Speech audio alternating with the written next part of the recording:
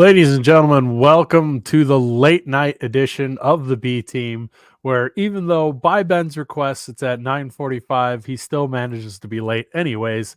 So he will be joining us whenever he feels like it. But thank you for joining us on a school night, as Seth Meyer points out. As always, we are brought to you by our title sponsor of Jackrabbit Illustrated as a whole by Kubota Dealers of South Dakota. 10 locations all over this great state, with a couple just across the border. There is an orange dealer near you to get you into perfect equipment you need for your acreage, yard, or farmstead. They've got it all, whether you need skid steers, tractors, lawnmowers, the works. They've got everything for you. All the attachments you could ever need.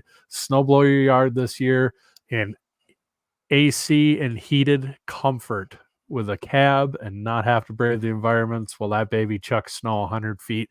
It's a beautiful thing. Get yourself into a Kubota BX series. They are bad to the bone. They also have parts and sales and service, but I don't think you'll need service too often unless you're one of those guys who doesn't like to do your own oil changes, which is understandable, and it is super easy on them. But if you want them to do that, they'll take care of you there as well. So get on down to Kubota dealer near you. And then I believe the B Team, are brought to you by Cubbies. They are our shows. No, Culver's of Brookings and Watertown. It's late. It's fine. We're brought to you by Culver's. I am still owed Scoopy tokens by the man who's not here, much to everyone's dismay. They've got the best custard around. That's right. It's frozen custard, not ice cream. And that is why it's oh so good. Soft serve can suck it. Culver's custard is where it's at. And of course, their butter burgers are second to none. So stop into Culver's, get yourself some of the fries with that sweet, sweet beer cheese sauce to dip them in, and you will never want fries anywhere else ever again. Get to Brookings or Watertown and stop at Culver's, and your game day or on your trip there, or maybe just for lunch one day, stop into Brookings or Watertown Culver's. Welcome to Late Night with Ben, Brendan, and Chad. Ben's not present, so we get to ish talk him all we want, right?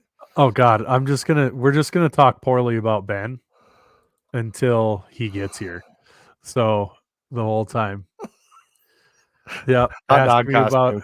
Hot dog costume, man. I think that should be his punishment for being like, you guys want to go at 9:45? And then we're like, yeah, sure. He's like, that or I gotta do it on the road. And then he's like, oh, I'll get there at 9:45. So just start and then I'll jump in. Yeah, I think this is you know what? This is a contract breach. I think, I think so. I think he signed for a full show once a week, two times a week, and he's cutting out on part of this show. I think some of his pay that we talked about earlier in the group chat that Matt had to deal, I think that should come out of him instead. Deducted. Matt. Yeah, I just got off of probation. I don't feel I should have to be back on probation because of Ben's shit tomfoolery. Now, whether or not this time actually worked a lot better for me because my daughter played at Dakota Valley tonight is not important. That's not important to this conversation. So how'd the game go? I lost 3-1. They played, actually, that's probably one of the best games I've seen them play. Dakota Valley was a really talented team, so they really they stepped it up quite a bit watching them play there. So it was 1-1 for the majority of the game. So yeah, they did all right. Garrett's in there. They went down swinging. So speaking of talented teams, why don't we get into our talented team and our extra special Run the Rock stud Kirby Truckin' Voorhees? How about Kirby Truckin' Voorhees? Well, you know what was funny? I was listening to the A-Team, and they brought up the tweet where somebody said he was, like the bastard child of Isaiah Davis and Zach Center. And I mean, and my thought was, and I saw the tweet, I think it was by Last Play on Twitter. That might have been who it was. I think that was the account who put it out there. But my thought was, if say Zach Center and Isaiah Davis did have some bastard offspring that turned him into be a running back, he would be a monster, like a Halloween monster, like Voorhees. So It's not. That is perfect. It goes the whole way. Fully legitimate child, Brendan. We know who both parents are. Legitimate. Yeah, that's true. Fair. Is that legitimate? Never mind. I'm not going to say what I was going to say. Just a monster, though, I'll and leave that alone. having the name Voorhees is just that's so badass to go with it. It's so cool. So he was. Alec, I mean, he was shedding blockers like high school film. Like that it was was just nuts. bouncing off of him. It was Yeah. like sick. Well, and we've seen the Mike Allstott comparison thrown Comparison. around, Yep. but lesser known big bowling ball white running back that gets forgotten all the time. How about some Peyton Hillis vibes there? Yeah, Peyton Hillis. That's a good comp. Yeah. Throw some of Peyton that out Hillis a there. little bigger, You know but what? Kirby You know what? Voorhees is a You know second what? year. You know So he's what? got some time to Here develop. here's the best comparison that I can think of going through my mental image of the clips watching NFL Crunch Time film that my dad used to make me watch every season since I was like 10 before football season. Larry Zonka, Oh my gosh, yeah. because he's not Mike Allstott's size. He's not like Right. fullback size. So But Larry again, Zonka, he's young still. He's got time to he put can some get muscle there, on that but frame. Yeah. for now, he's got that Larry Zonka to him, which has a Kirby, if Jackrabbit connection because that's Jim true. Langer blocked for him. Right. Kirby, if you listen to this podcast, which we all know faithfully, right? I want to see the neck roll. I mean, we need another guy on our team with a neck roll. Let's go. That or he's got to grow the Larry Zonka mustache. That would be all right too. Yeah. That would be legit. That'd be incredible. He had some speed though, and he really did have breakaway speed, man. After he broke Yeah, that line, that was definitely. incredible. The Hogs really, you could tell, took a little time having a couple new pieces in there with guys injured to get rolling. But boy, once they got rolling, they weren't small holes on some of the runs he had. He trucked some dudes, but some of those holes were not small. They were, Earl Campbell, that's a good one. Yeah, and Ben pointed out he was like this close from breaking off another tud. It was that guy didn't grab cloth, dude. It was bye-bye, off to the races. And with how the home run capability with how hard he runs, I mean, I think he's kind of a no-brainer solution now for the short yardage back because he just Agreed. Mar has a little bit of that Pierre Strong patience, find the hole, burst through the hole, and Kirby is more just cut and go like Zenner used to be. He adds an extra dimension of extra danger to third and short or short yardage situation where you stack the line. There's real potential he's going to bust it for a touchdown because he just sheds tacklers that well. And if you have everybody up at the line, he breaks through, he's gone. And Isn't that's he a wild. redshirt freshman? I think he's I a think redshirt. Voorhees is a red shirt. So he wouldn't I have. think he already had a red shirt year. I think so too. Now I gotta look. You say that West I'm 90% America. sure he's a redshirt freshman, but you say that he put that foot down, made that cut, and took off. But I noticed that I really appreciated what he was doing is he was really following his blocks well, and he waited until he shed those blocks to take off. Oh, Look at Mr. Quality. Look at who That's it is. salmon. Look at Is that a salmon shirt? That is salmon. Pink salmon, whatever you want to call it. Salmon. That's cool. How's doing? How are we doing? Just like your time shown. He's a redshirt freshman. I just verified. I mean, I was 90% sure. Cool. What did we talk about so far? Kirby Voorhees. Mostly about how late you were after having us move this back. Hey, let's put you in the right spot here. That was a solid 50% of our conversation. That's fun. Have we started talking about the game yet? Yeah. We talked about Kirby Truck and Voorhees here. And then, how fun was that? Beast. It's been just a monster. That with the old school Coughlin up in the background now. I like it. I felt like putting that up there. I missed that place a little bit. So yeah. Love what we got, but so I don't know how much you talked about Voorhees, but I guess not enough. I'm kind of wondering, like, I know that he was on the practice squad, like player of the week or whatever a lot last year, and I just Good comment, this is Alex. not okay. Alex asked if I just got on work release and they forgot to give you your clothes back. This is a good looking shirt. It looks weird because of the It lighting does in have here, an but orangey tint to it. I don't Yeah, it's understand that. orangey pink, Anyway, but yeah, what I was we were really excited because of the things we heard from the coaching staff about Kirby Voorhees, and we just hadn't seen it yet. And what I want to know is this going to continue, or was SLU just really bad at tackling? And so that'll be an interesting thing for me, is to see, does he keep it going, or was just just a one-off game?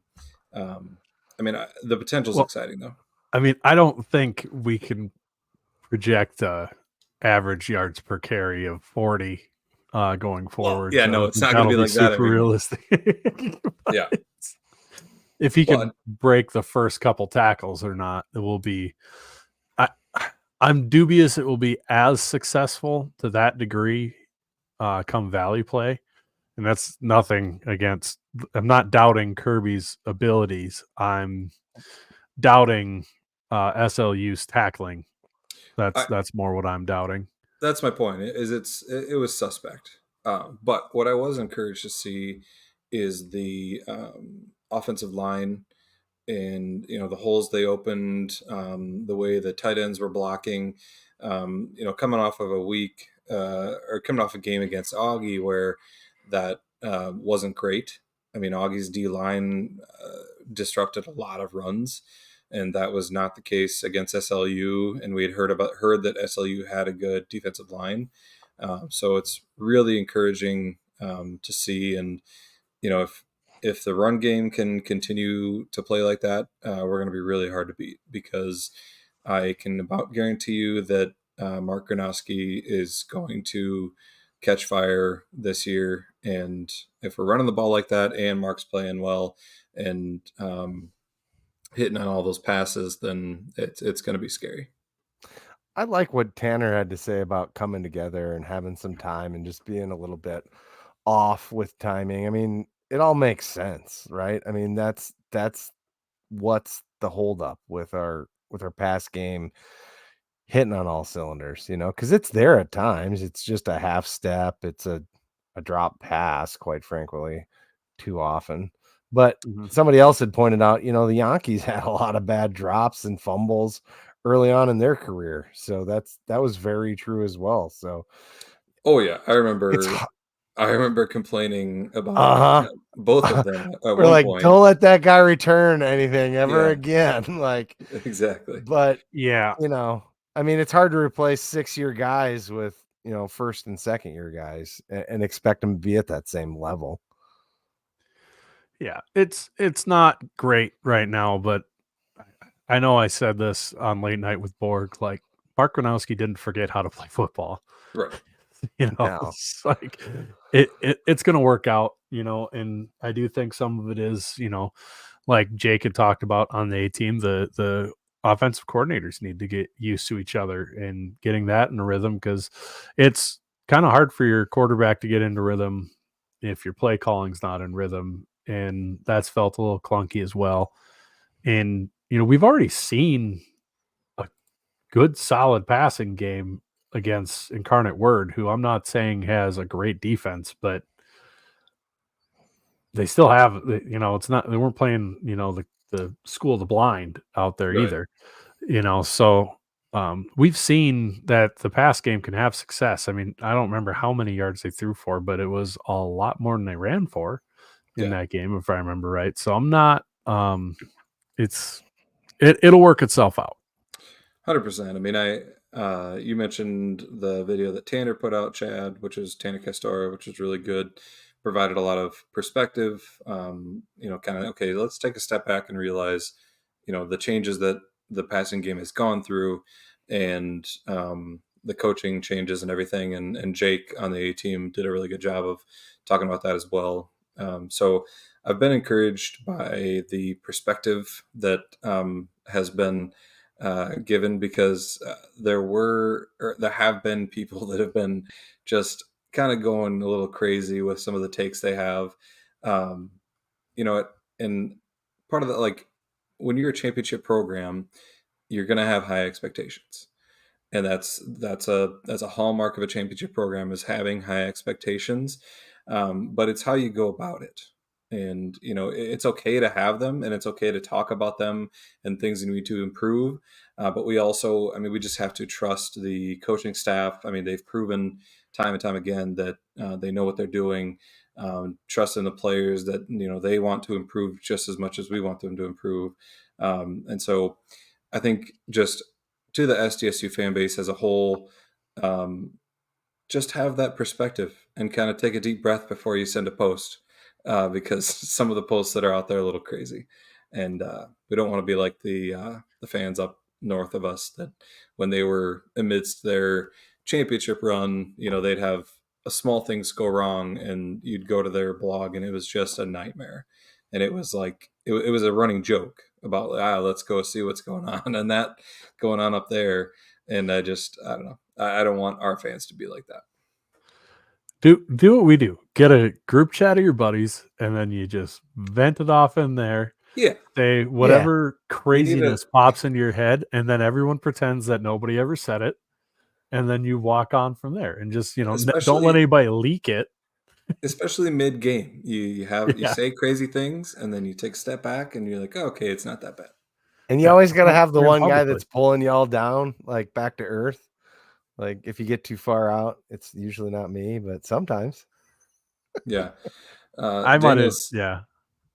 I was going to say, Daniel says here on Jimmy's radio show, he's now worried about the passing game as it'll come around, right, and this season is eerily similar to 2022 so far. I couldn't agree more. It's very, very similar to 2022. And as we talked about, I think last week or the week before, we're going to have close games. And this wasn't a close game, but we will in Valley season, and it's to be expected. And there are other good teams out there, and this team just isn't quite polished yet, but it'll get there. The yards through the air for the Incarnate Word game was 141, if anyone was still wondering. And I understand we were frustrated. Part of this is frustration, I think, for some people that boiled over from the Augie game and just hoping for big numbers. I think that's part of it. But I mean, we haven't scored less than 20 points all year. It's gonna be okay. We'll be fine. I know, and I think it was it Steve? Yeah, Steve. I think it was Steve Anderson, or maybe it was Seth Meyers said I was worried. Yeah, I was worried about the defense and not really the offense, and now it's reversed. Like, well, that's kind of the thing. Like, it'll even out, And if you look at it, we've had a game where we had 4 passing touchdowns already. We've had a game now with 5 rushing touchdowns. Some of it is the coaches are going to go with what's working really well. This Southeastern game, maybe they decide to push the pass more if the running doesn't take off like it does, but it took off great. It'll be fine, And we got to remember too, and I think we brought it up before, but this isn't last year's team. This team is not going to start off as good as last year's team. Odds are it won't end as good as last year's team, because that team was stacked with, not saying this team's not going to have the same amount of NFL guys or anything like that, but just the experience and the starts and everything across the board, and how veteran laden that team was offensively compared to defense. This team's not that. It's different. It's still very capable of winning a national title. It's going to take some time to gel. And that's kind of the fun part of seeing who's going to take off, what's going to take off. You asked us 3 weeks ago if you'd have thought Kirby Voorhees would have 5 carries for 3 touchdowns, averaging 40 yards a carry. I don't think a single one of us we'd have said, oh, he got the ball a bunch in goal line, huh? No, he got everyone outside of the 20. Wouldn't it have been wild if that like the fourth carry that he had, he almost broke that one Oh, too. dude, He that Yeah, was we just talked nuts. about kept. that. Oh man. But have we That would talked have about the defense yet? not yet, We have no. not even gotten into them. But it is fun to see guys like Will Papke, have a good game like he did this game too. Kind of to tag on to what you were saying. We're seeing some other guys establish themselves and get some reps, and that's going to be good down the stretch. We're going to need that. Yeah, no doubt. I mean, the offensive line had their best game yet by far. It wasn't even close, so it's definitely encouraging to see where they're headed. But yeah, so the defense, I mean, they look so good. Just, I mean, that's championship defense. Like I honestly think that with the defense playing like they are, the offense could probably just kind of do what they're doing right now and score points but not be perfect, and it's probably championship level play because the Yeah. defense is that good. They have been unreal. What I loved seeing this game was the D line play was just dominant. I mean, they were Yeah. living in their backfield, disrupting plays, getting after that quarterback. He was running for his life. Um, DePriest, Vandenboss, Claiborne, all those guys looked really good, and there's probably a bunch of others that were rolling in there, but um, they forced that early interception. They got into the quarterback. I don't know how many sacks we had, but it felt like a lot. Um, There's quite a few hurries. Yeah. Many much sacks. 4 sacks. So that was good to see. Yeah, I mean, I love the way they played and love the way our linebackers looked. We had 4 linebackers with 5 or more tackles, Mhm. which is kind of crazy. McGoy looked really good on the Indeed. sack, and he had a really good. I think he was the one that tipped the pass that got intercepted. Um, and then in the back on the back end, Herder looked really good. He had an interception, a big tackle for loss, and 7 total tackles. So, yeah, overall, really really impressed by the defense. They looked really really good. Look, I'm not saying I called it, but roll the clip. We don't have the clip on dial, but I know we have the clip Sorry. because I saw it on Reels. Don't. I called it Chad's before the like, "There's Augie no game. way I'm He's doing like, that." "What are I'm you not pulling talking that about?" one. Not at 10 I'm not o'clock hunting it tonight. down. No. But I definitely called it. Yeah, they've been lights out once you're not playing these hyper up tempo, keep you on the field offenses. Mhm. They're just so good, especially when they're run heavy. I mean, and I think now too, some of it is with like the pass rush, some of it is the guys getting, the D line settling in, getting better as they go. I do think some of it too is the coaches are getting a pulse on what this group really excels at. And with the stunts and things like that They're doing became a super lot of successful because they studying. did a lot of them. Yeah. I know you guys brought that up on the A team, but you could tell that in the but you could just see it throughout the game how effective that was. And maybe that was just for SLU. That's what was really effective for them, maybe. But going forward, I wouldn't be surprised if that's something they still use on passing downs, anyways. Um, Yeah, you and I coming up, I don't know how that'll go, but yeah, it's a good point on the hurry up because I think that we've struggled with that so far, and it'll be interesting to see how many teams try to pull it off because they see what happens when you let our D line rotate and you give us time to call in the right defense, and you're not, keeping us on our heels. And so, yeah, it'll be interesting to see how many teams try it. And the problem is, there's not that many teams that are really built to do that. But yeah, there'll be something to watch for. Somebody mentioned, oh yeah, Zach said our safety depth is insane. We're out 2 starters and you can't tell. Secondary is so good, 100%. And that's another hallmark of a championship program is being so deep that you don't even know when the starters are out. I mean, you look at teams like on the FBS level, like Alabama, Georgia. I mean, they get guys that go down and the replacement comes in and you can't tell a difference. I mean, it's just unreal. The amount of depth that we have right now. So, yeah. Anyway, that. Do we have anything else It on this is game? literally past my bedtime. Okay, I'll admit to it. I go to bed at 10 o'clock, but I was getting born late in for you, Chad. 79. Well, we are keeping this to a half hour, so we got 4.5 minutes left. Yeah, half an Yeah. hour. Oh, I'm gonna do a half hour. Not on your life, buddy. You've No, got 15 minutes left because you got here 10 minutes late. all right, fine. I do. So that's the defense. Special teams also obviously really good.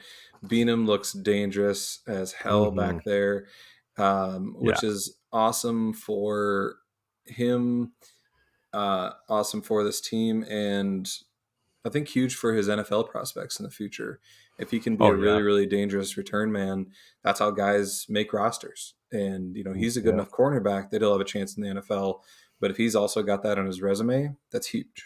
Well, and what's wild is if you think about it, like remember how stoked we were with how dangerous Tucker Large was at punt returner, and like he was the first person we had return one to the house in forever, and Dallas steps in for him and houses one right away.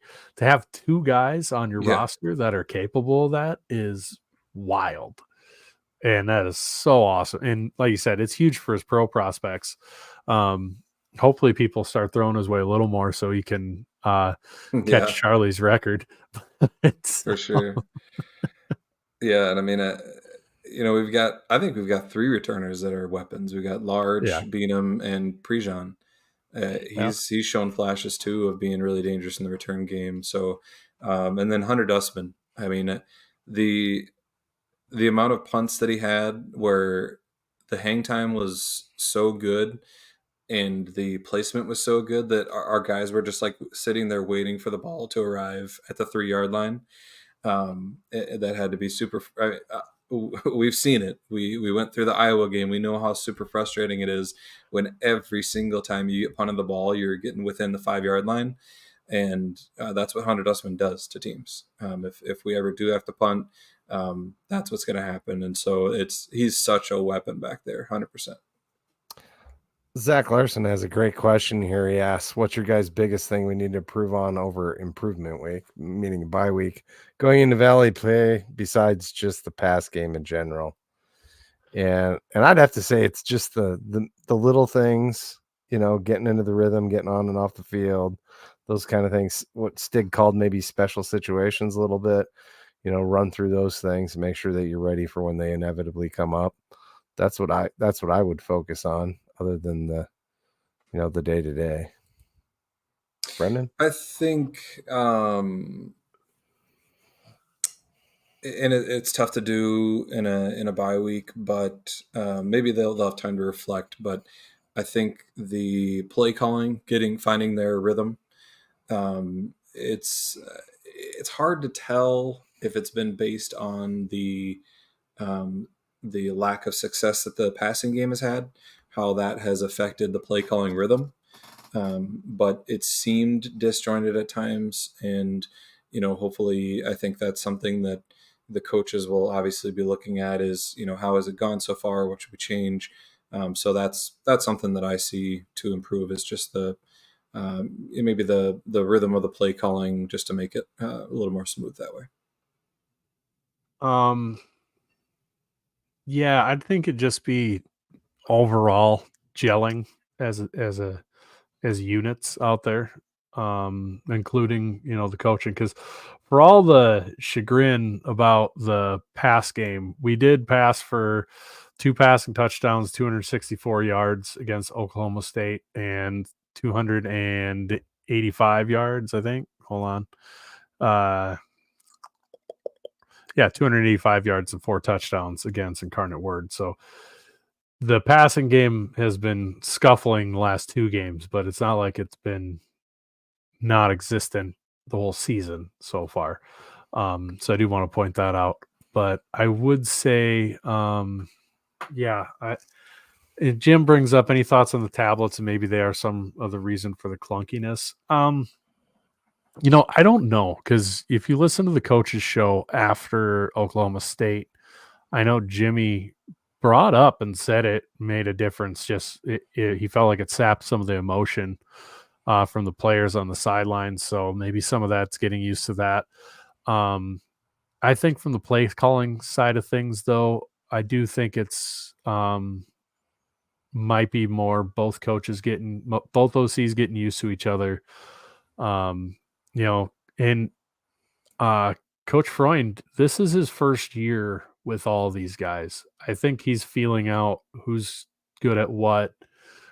Where's this guy going to fit? How can I run this to make this work? And he's still kind of maybe feeling that out a little bit because it's his first season with everybody. It's not like when Lujan came up to be OC, where he'd been around the program and in the program for his entire career. So he knew every player, recruited every player, worked with every player, knew everybody's strengths going in. Coach Freund came in here in the spring and has just had this fall, really, the spring and fall to kind of get used to it. So I think that might be a little bit, and I'm sure they're going to break that stuff down. But that, and I think the O-line gelling, because you got to gel on your pass protection as much as you have to gel with your run protection, with your calls and working off each other and everything. So I think the run blocking is coming together really well. The pass blocking could still use some work. So I think some of that working together would be what I'd work on too. As a former O lineman, wouldn't you say that pass blocking is actually lots tougher than run blocking? I always felt like it was. I think it depends on the guy. Okay. I think some people are naturally a little bit, it's a little bit easier than others. I think that's probably the biggest jump going from college to, or from high school to college, is the pass pro, because those guys are so much better at the pass rush. But yeah, I don't know. It can be, especially if you have a hard time with having good feet, underneath you and everything.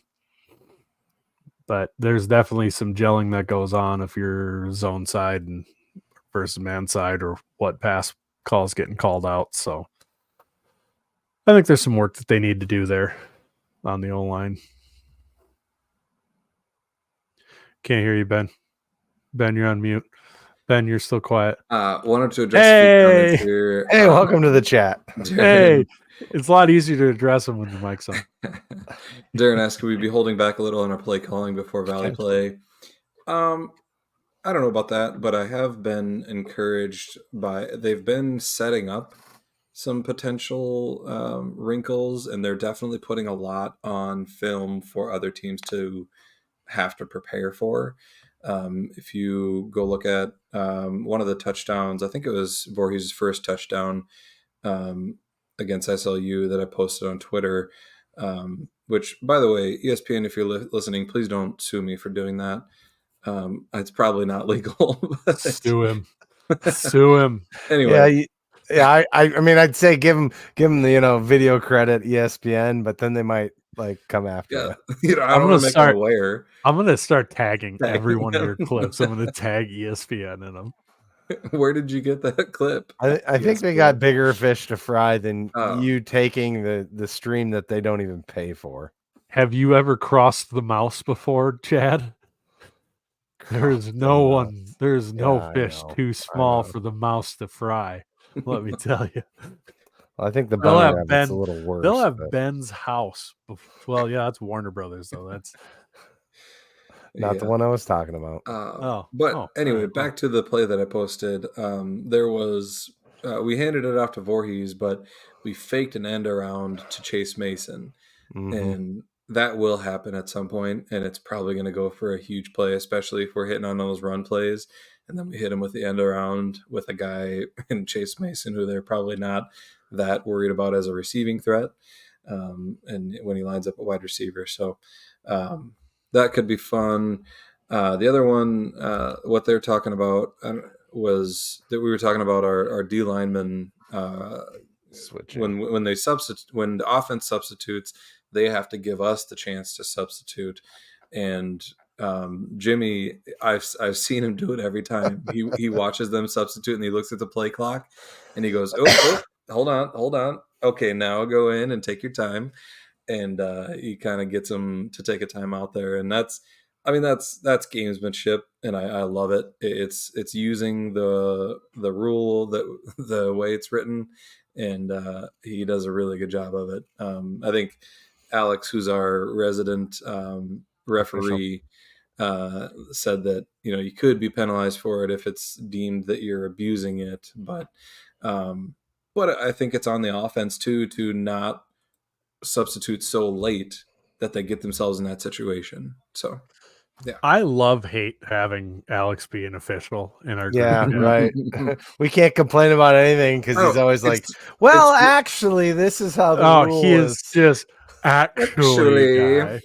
Nah, actually, according to Yeah. Rule 1537.b, subsection A. It's way more fun. Yeah, Alex, next time we start complaining about a rule, just give us like a half hour to just No, to go back and No, forth I on it a like it little the way while. it is. It's I good. I No, only don't like it Just- when he jumps on shit I'm complaining about. So you jump on those guys as much as you want. no, I like arguing. It's like these days, it's way more Everything's fun on to Google. Yeah, it's way more fun to argue about something, and somebody's like, "Oh, I'll just Google it." It's like, no, I want to argue about it for a while. Oh, I'm But the Google it guy every time. Well, you are talking to two engineers who like to argue. yeah, So, you know what they say? And I Arguing hate with an arguing with engineer is like engineers. wrestling with a pig in a mud. Yeah. Sooner or later, you realize the pig enjoys it. You know. Yep. yeah. And they have more experience than you. What's true. what is Mayhem asking here for the rants?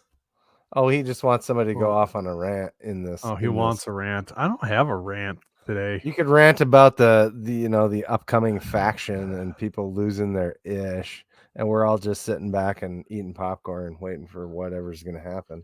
Oh, about the potential move and Yeah. why I think either side of the argument is just Stupid. if you're being entrenched in either side is silly. Yeah. I mean, I could.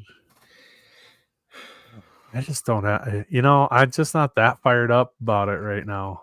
I could.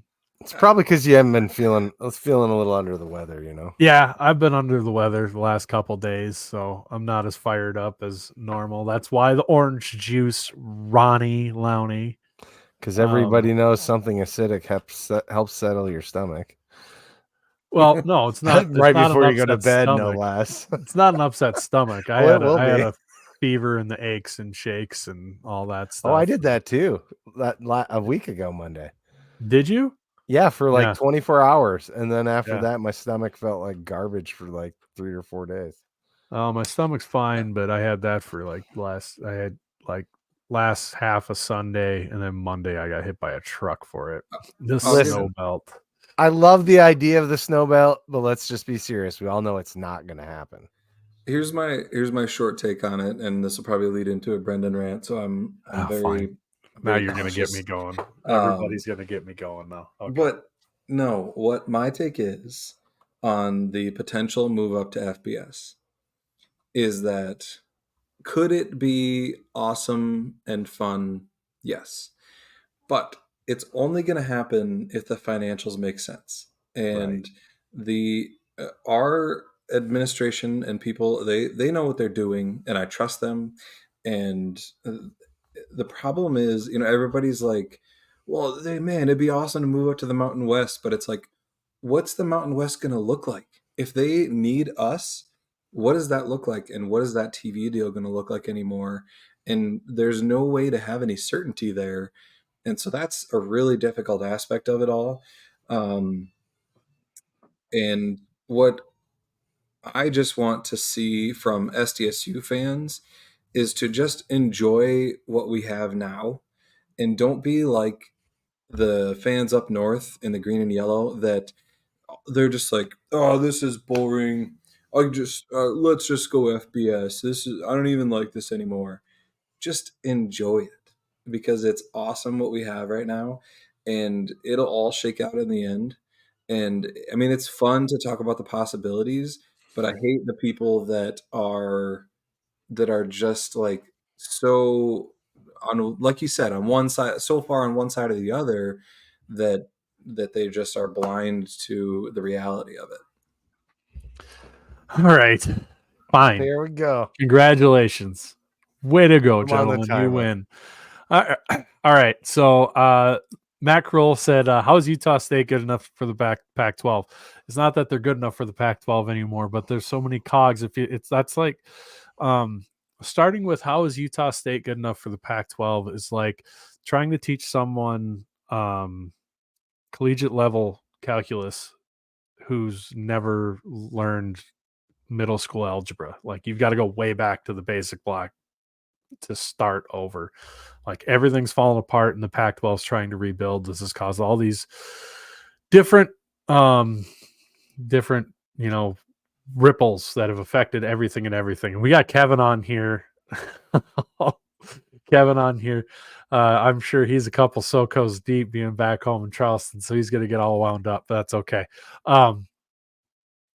Here's the deal with moving up. What drives me nuts is anybody who's firmly entrenched on either side of it of, well, we don't have the money for that. Well, I don't know that. Do you know that? I mean, there's a reason I put out, I'm not super for moving to the FBS, but if it happens, then I'm trusting that Justin Sell and Barry Dunn are doing it because they believe that either a split's imminent and we need to be a part of that to do that, or they believe financially it's going to work out as a benefit for the university. Because one of the things that would make a huge difference is we would be leaving behind the University of South Dakota.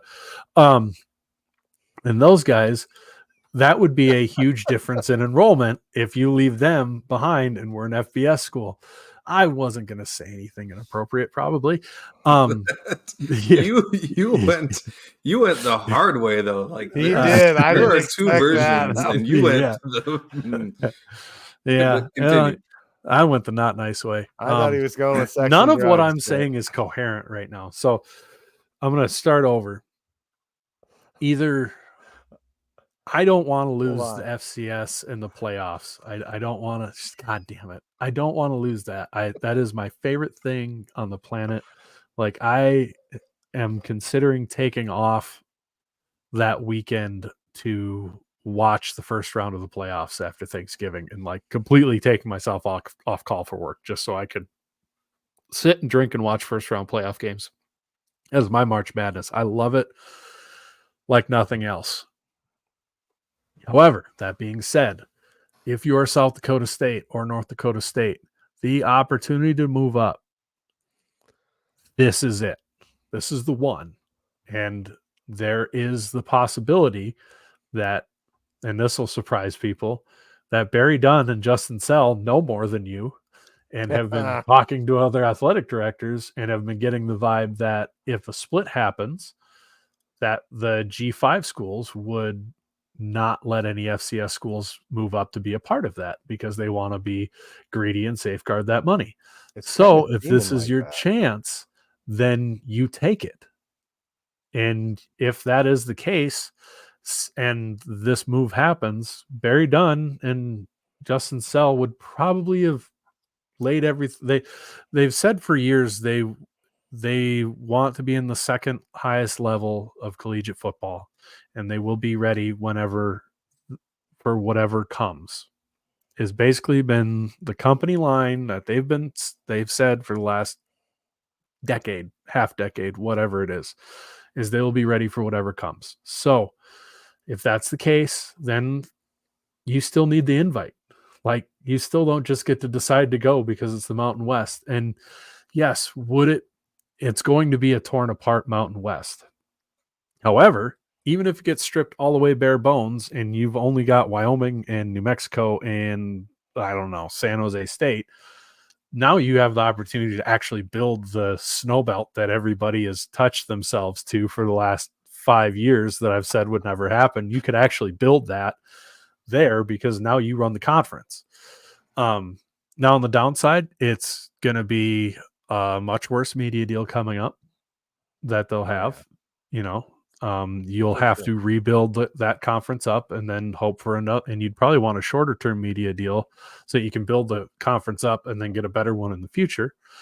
You're traveling time zones, the travel's further and all that stuff. But the moral of the story is the reason I'm sitting back and I'm not wound up about it is either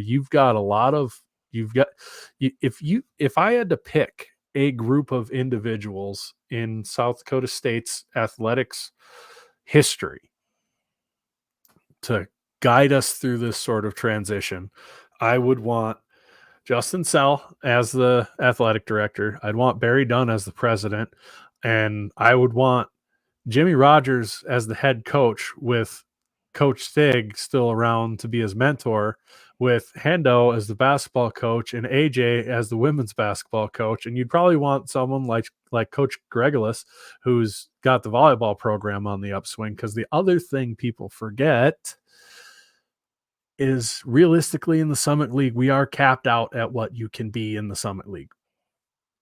Oral Roberts proved one thing.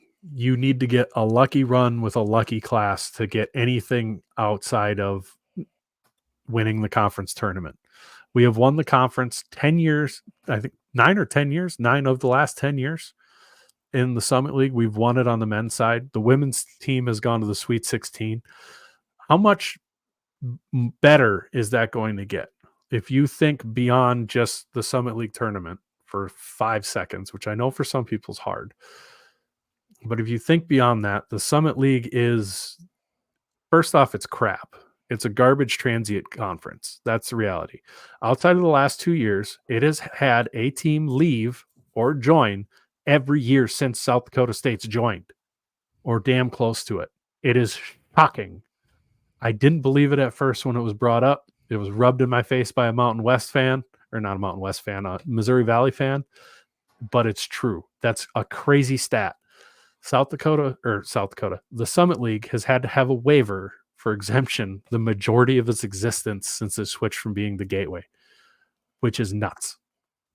That is not a stable conference. That is not a conference you build. It is used as a springboard by every other school that joins it to find somewhere better. That's the reality of it. We all know damn well. Gateway.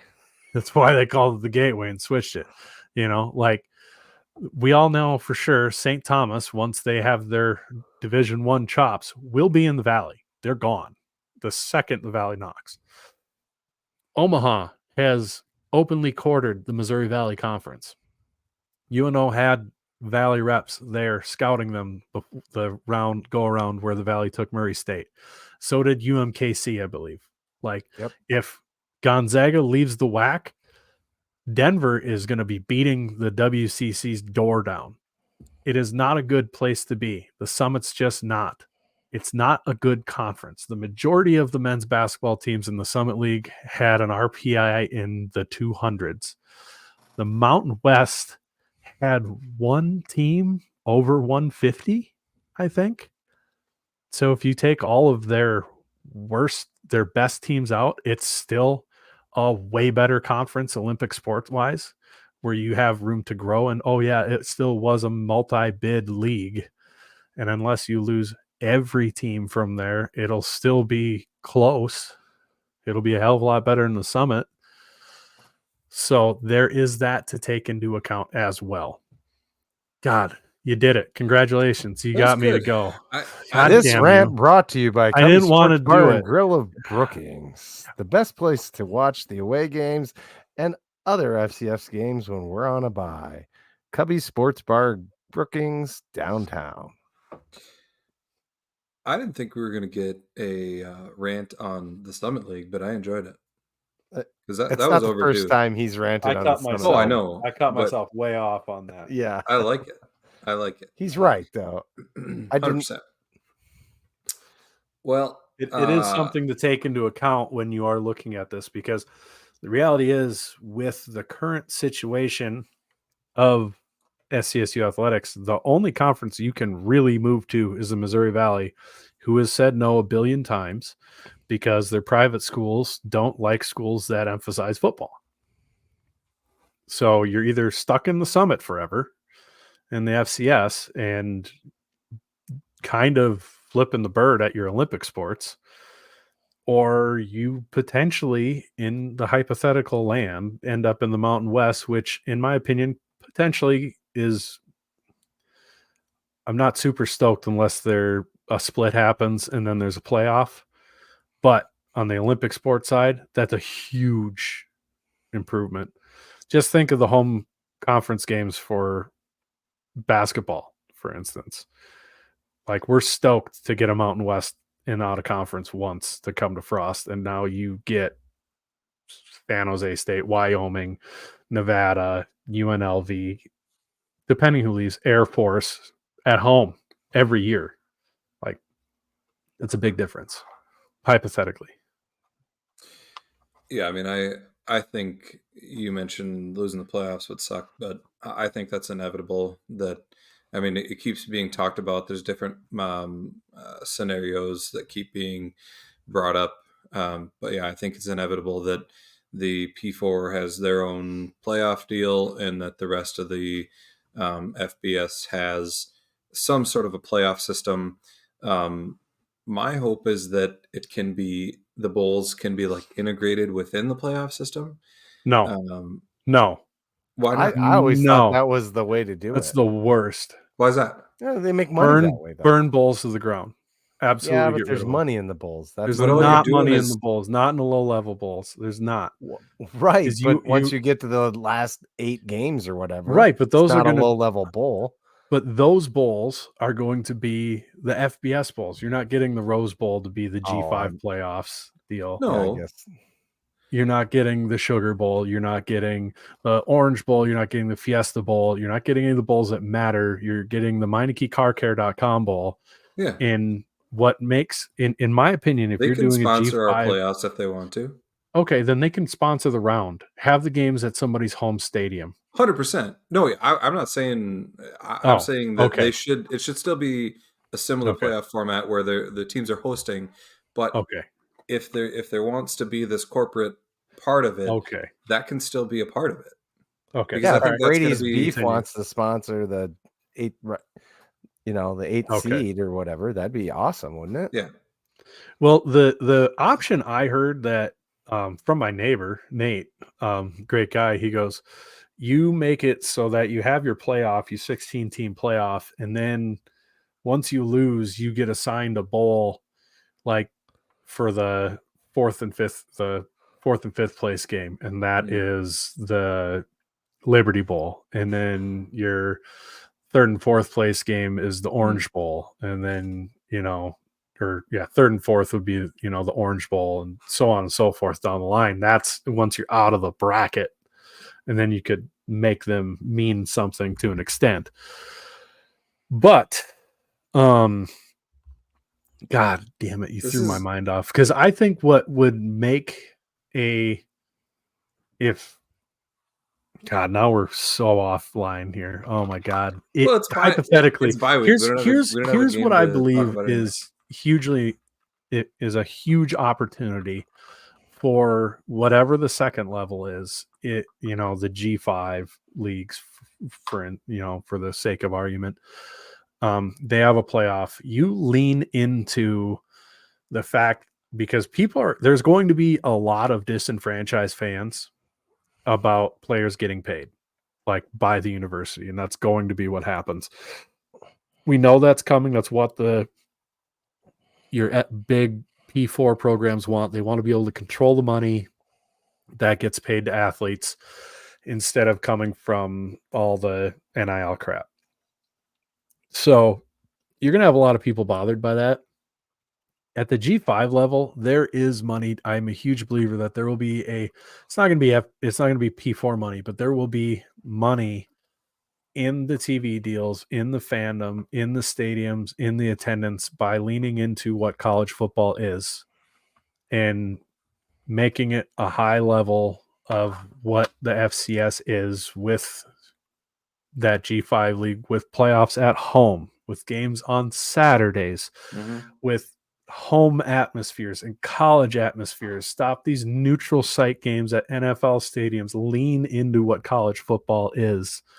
I think there is a huge draw, because what started all these big TV contracts? That atmosphere of home games. Eastern Michigan doesn't have a huge stadium because they just felt like wasting money. Like, they used to have people go to Eastern Michigan games. I know it surprises me as much as you, but people used to go to Eastern Michigan games. Like, when they weren't on Thursday, right? Or Tuesday Maction, right? Lean back into what your program is and bring in some gate, and then that I think the revenue will follow, and there'll be a market for selling those TV rights and all that jazz. That's just my opinion. Where if you go neutral site bowl games for second, third round of the playoffs, nobody's going to show up. I don't know about you guys. I can't afford the Frisco trip is fine, but you start making me travel for the semifinals or the quarters. Oh yeah, like, dude, it's not a drive. It's not going to happen.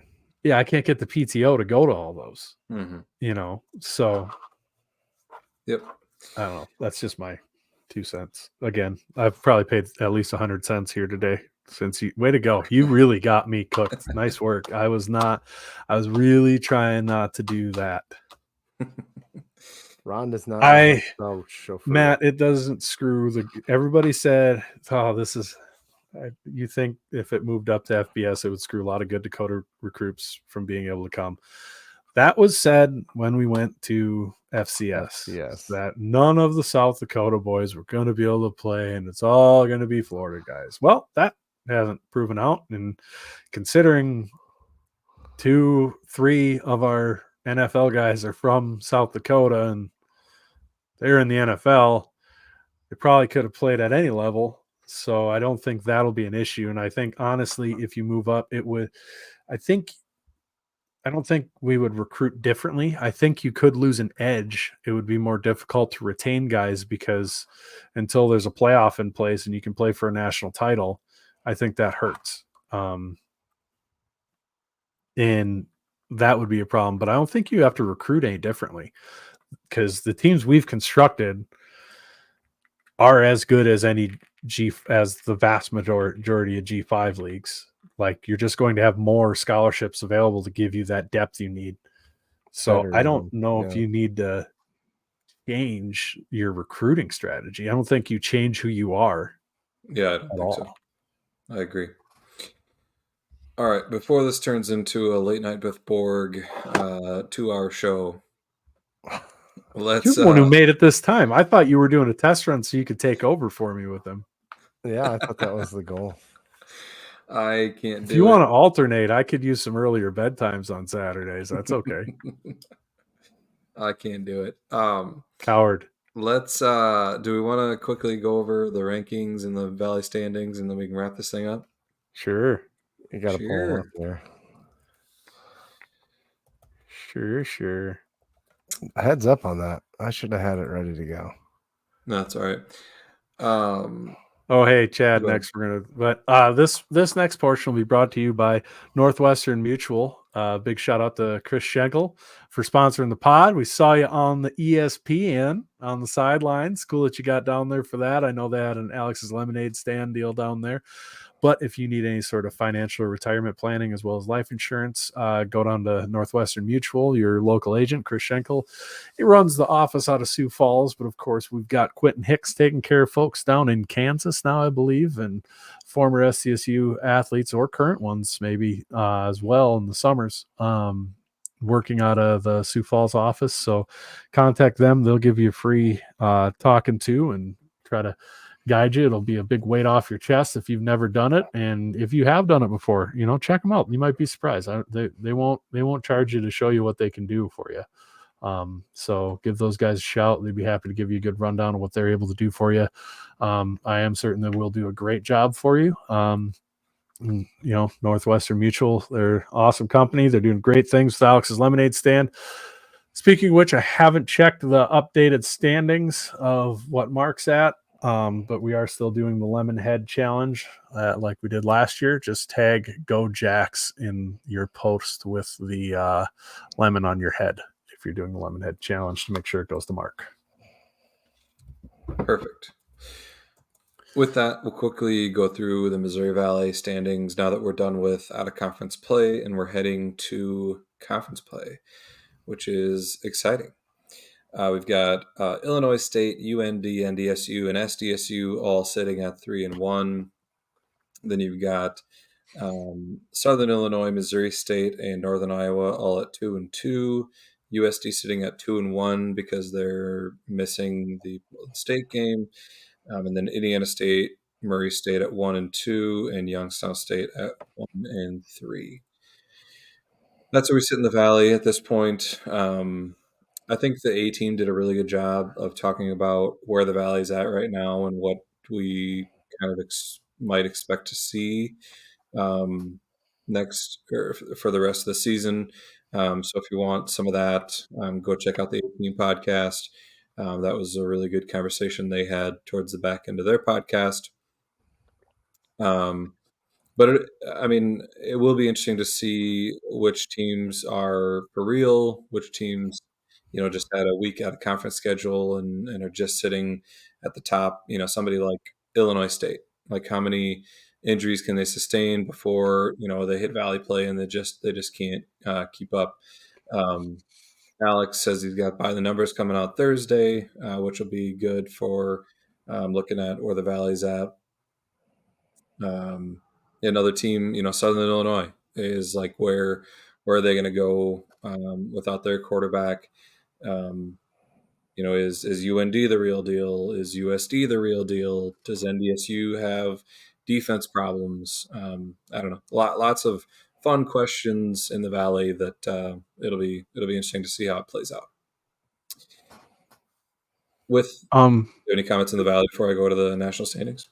No, I just want to give Ron Lowney a second chance at spelling chauffeur. I told you he couldn't. Chauffeur. Chauffeur. The chauffeur that parks the car, yeah. You're typing that one out like you're from up north there, buddy. You're from Montana. You're not supposed to talk like that. It's the chauffeur. Hey, man, it's my chauffeur. All right. Anyway, moving on to the national standings, we've got SDSU sitting at number 1, NDSU, and then Montana State, Idaho, and USD rounding out the top 5. As far as other Valley teams, we've got UND at number 9. We've got... Still haven't played on the road. Yeah, they still got to prove they can do it away from their... Leave the airplane hangar, you cowards. The convention center. I'm going to need to scroll there, Chad. Yeah. Hey, you got it. Yeah. Can't have the mouse on both screens at the same time. Southern Illinois at 17, Illinois State at 18. And that probably rounds out... Or mouse? I said mouse. Okay. I thought you rounds said out mouth. The Valley teams in the top 25. Maybe my lips stuck together and I said mouth. If you're interested in the Valley games that are going on this week, tune in to Scare Money Don't Make Money on Thursday night at 8:30. As always, I will be doing that from this hotel room as well. And we'll preview all the Missouri Valley games from this week and talk about how poorly the picks went last week. Maybe you won't sabotage my picks this week, Ben. Hey, maybe I need to start hailing you because that did not go well for me. Good. That's what you deserve. I'm almost under 500 now because of you. Yeah.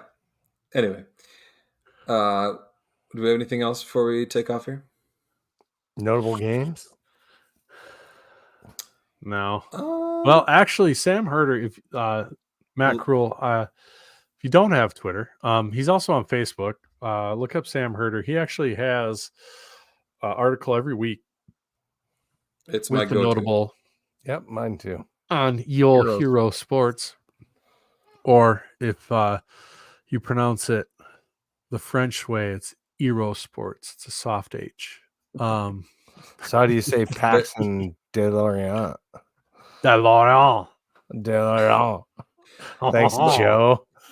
back to Herder's article. Yes, he posts notable games. He posts all the. It's nice because he's got the rankings in there, so you can look for any ranked matchups. Mercer and Wofford's a ranked one this week. You got SIU at USD, which is a huge Valley matchup and a ranked matchup.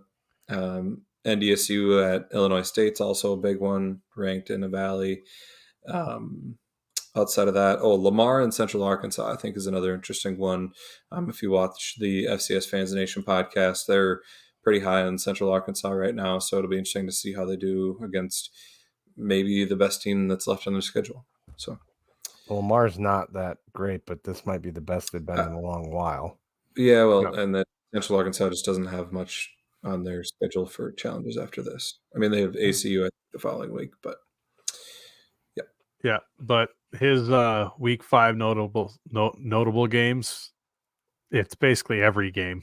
He has all the games and he has the times right next to him, what network they're on and everything. So friend of the pod, Sam Herder, who's been on here before. Maybe we'll have him on again this year. We should at some point. Could have him on next week. Who knows? Could have him on next week. Could have him on tomorrow. I like having him heading into the playoffs to give us some national perspective from teams that we don't watch. That's true. But why limit it to once a year, Ben? Well, he does weekly bits with everybody else. He does weekly bits with some trash radio station in Fargo. Rev's the podcast whore, but Sam's kind of the radio whore. He's in Montana. He's on in Fargo. He's on all over the place. Gee, I thought that was Kevin. He's on out in Rapid too. He goes on out in Rapid. I know that. He's been on with Nate Brown before out there. Mm-hmm. Yeah. What's that? We can schedule him for a really ridiculous time. Yeah, where's Jim when you need him?